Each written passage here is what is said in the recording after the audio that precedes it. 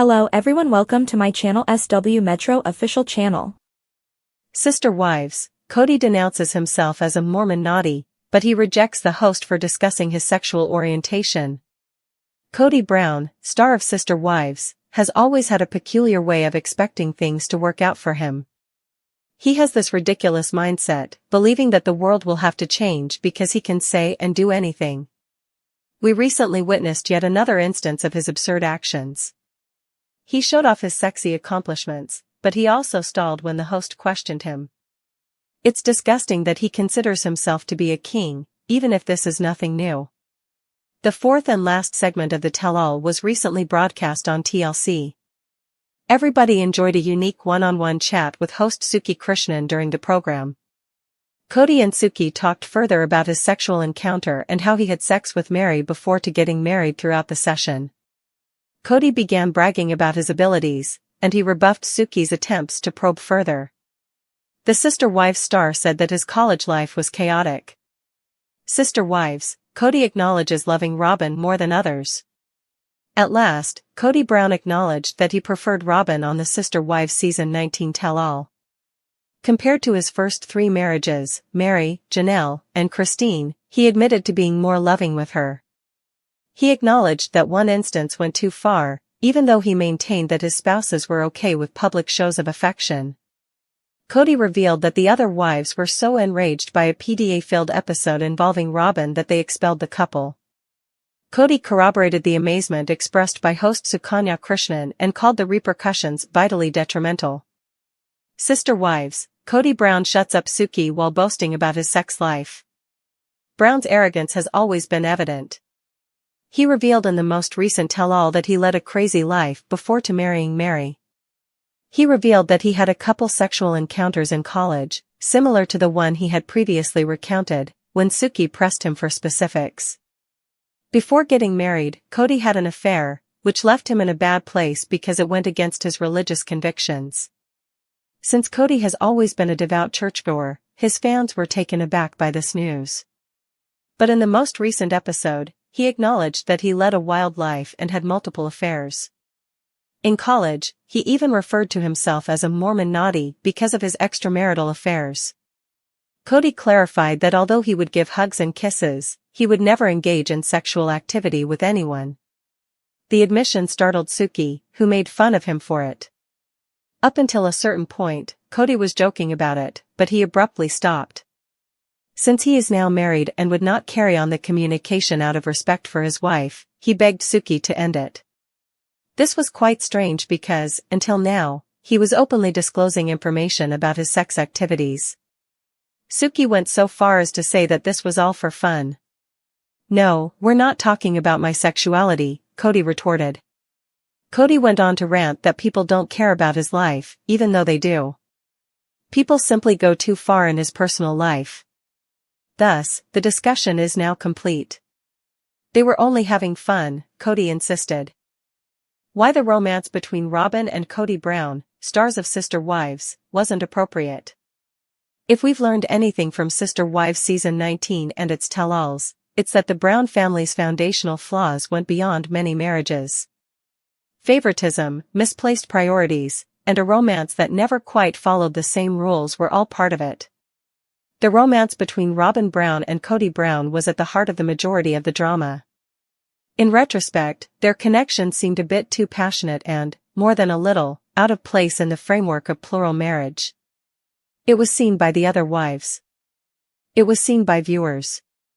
And it's now evident, thanks to some recent admissions, that the manner Kody and Robyn began their romance may have been the beginning of the end for the Browns. Janelle Brown admits that she ought to have stayed with Kody for a longer time. Janelle Brown recently talked up about her early years with Kody in a powerful tell-all moment. She has some regrets, to put it mildly. "I'm not sure I would have married him, honestly, if I had a year with Kody," the mother of 6 said to the audience. "I might have seen him for a little bit more of who he was, you know what I mean," the Sister Wives star told host Sukanya Krishnan. "Sort of fallen off the charm ride." This was a rare instance of emotional candor for Janelle, who has always been the practical one. Additionally, it revealed a more serious problem that has plagued the family for many years. TLC viewers are aware that Kody did not devote the same amount of time, effort, or relationship investment to each wife. Janelle, however, went the high road as usual. In any case, she continued, I don't have to go back and ruin everything that was. Would I be in this wonderful place if I said, oh, I'm really sorry I did all that? Janelle thought about more than simply her own marriage. It served as a subliminal reminder that Kody wasn't always fair in his relationships. What about that imbalance? It set the stage for the animosity that ultimately caused the family to fall apart and resulted in 3 divorces. Kody spent too much time courting Robyn Brown. Let us discuss that courtship. Kody was running a busy family in Lehi, Utah, and was already married to 3 women when he met Robyn. But rather than taking a measured and courteous approach, he threw himself into his affair with Robyn, leaving the other members of the family in the dark. Fans observed their months-long romance during Season 1, which was full of tense phone conversations, long-distance visits, and that legendary kiss before marriage that caught the other spouses off guard. Kody spent far too much time and energy on Robyn. Janelle said in the most recent tell-all that Kody had a very long courtship compared to the rest of us. Long-term romance is not really appropriate for a married man.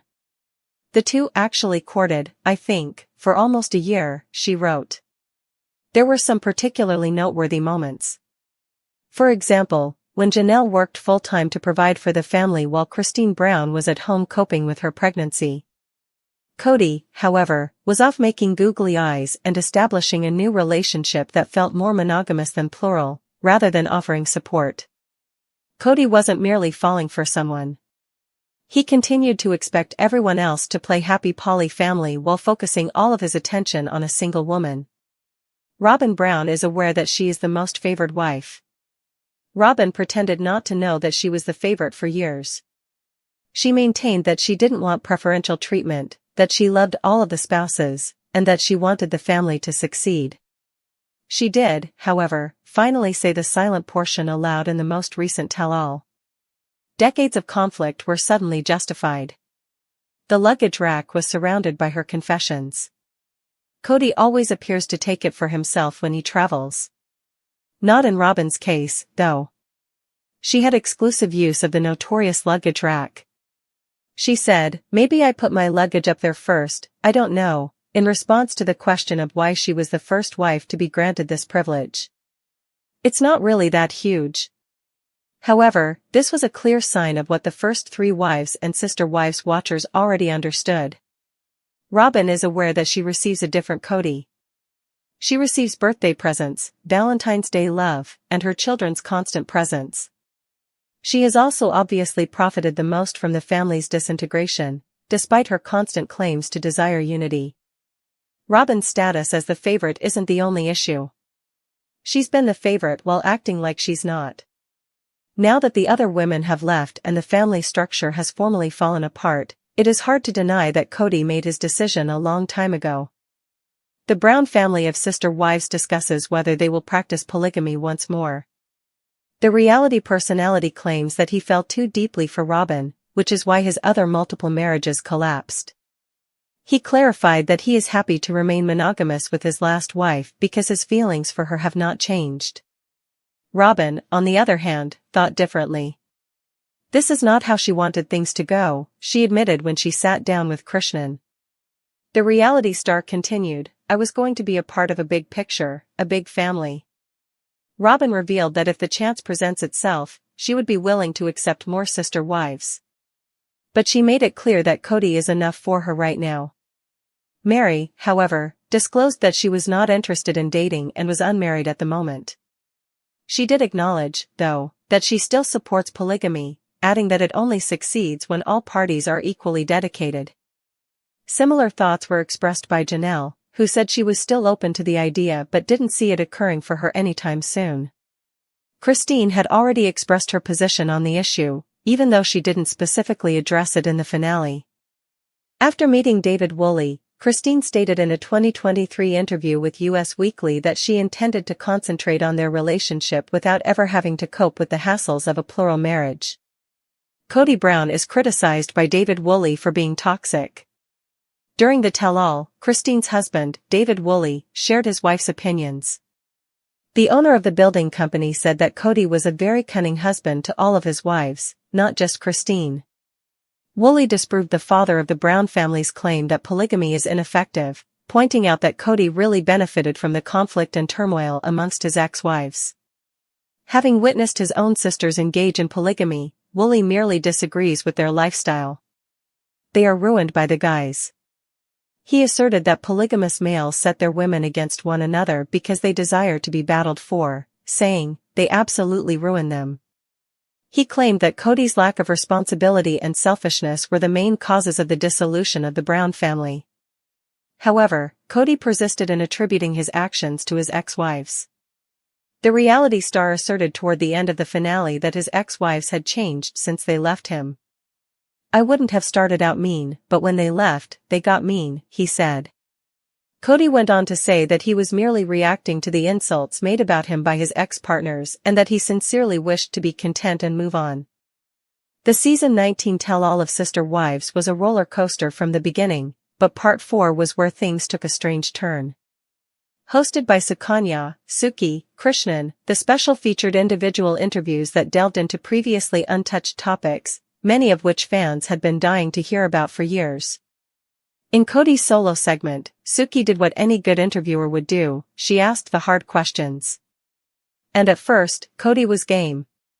He shared tidbits from his early life, confessing to having had sexual experiences before marriage, admitting he felt guilt over those choices, and even referring to himself as a Mormon naughty. To longtime viewers, this was shocking but not exactly surprising.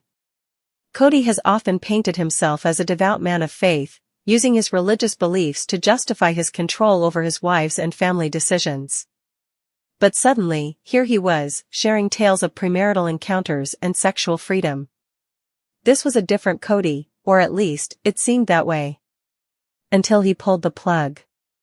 Kody's Mormon naughty confession. At first, it almost felt like Kody wanted to be seen as rebellious and edgy. He confessed that during his college years, he had multiple flings, though he was quick to clarify they didn't always lead to sex. I was a Mormon naughty, he said with a smirk, recalling stolen kisses and inappropriate hugs. He described the guilt he felt after one of his earlier sexual experiences, emphasizing how it clashed with his faith and left him in a spiritual spiral. He wanted viewers to see him as both human and repentant, but also perhaps a little cool. But the moment Suki pressed him, asking who these women were or how these experiences shaped his views on marriage and intimacy, Kody panicked. We're not talking about my sexuality, he snapped, his earlier playfulness replaced by visible discomfort. The switch was instant and jarring. Kody's double standard, openness on his terms. One of the most frustrating parts of Kody's behavior over the years is his selective transparency. He'll open up about things when it suits his image or garners sympathy, but the moment he's challenged or feels out of control, the walls go up. This tell-all moment was a prime example. Kody was comfortable joking about being sexually active before marriage until the tone shifted. Then he became guarded, even accusing Suki of going too far. This sudden change wasn't just awkward, it was hypocritical.